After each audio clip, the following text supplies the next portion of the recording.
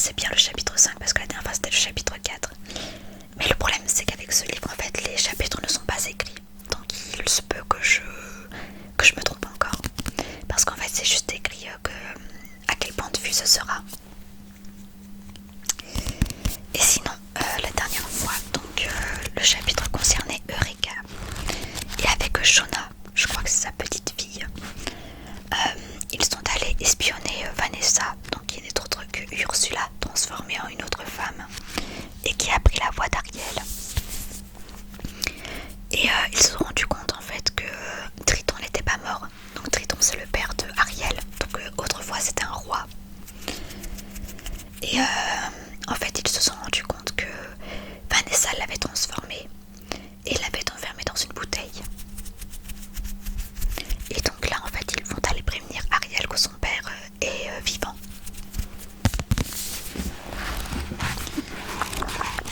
Donc c'est parti. Là.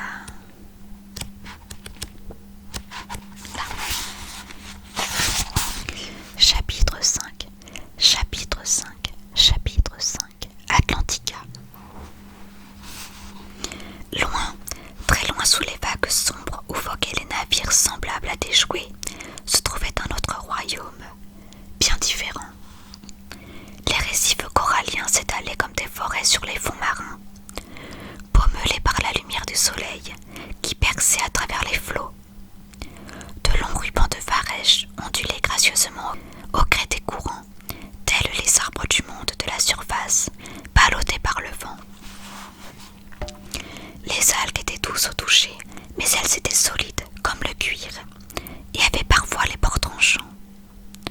Leurs pointes semblaient s'étirer comme des doigts vers la surface pour se rapprocher du soleil et se soumettre à la photosynthèse, exactement comme leurs camarades terrestres. Il y avait aussi des montagnes dans ce monde enfoui, ainsi que des crevasses. De même que les rivières serpentaient dans les collines de la campagne avoisinante. Des courants de température variables circulaient ici-bas et provoquaient des tourbillons. Des fissures des fonds marins émergeaient de l'eau bouillonnante, venue des entrailles de la terre. Elle était trop chaude pour que quiconque s'en approche, excepté les minuscules créatures dont l'existence même dépendait non de l'astre jaune qui brillait au loin, mais de la puissante énergie de ces monts hydrothermaux. Et partout, comme sur terre, vivaient d'innombrables êtres. Les plus petits poissons formaient les plus gros bancs. Harengs, anchois et jeunes maquereaux s'ébattaient et scintillaient comme des millions de diamants. Ils s'enroulaient, tourbillonnaient et frôlaient les fonds sableux comme une seule grande créature. Des poissons un peu plus grands arboraient des écailles arc-en-ciel, rouges et bleues et oranges et violettes, et vertes et multicolores, comme des clowns. Dragonnets, blennies, gobies, serrans. Merlus, aloses, ombles, merlans, cabillots, flets et mulets formaient la classe moyenne.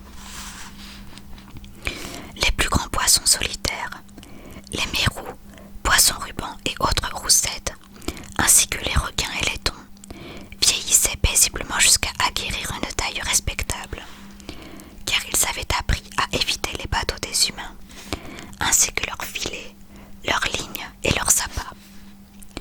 Les prédateurs aux insondables yeux noirs savaient bien qu'ils n'étaient au sommet de la chaîne alimentaire qu'à condition de rester au fond de l'eau. Sur la surface rôdaient des créatures encore plus affamées et effrayantes qu'eux. La population marine était complétée par toutes les autres espèces.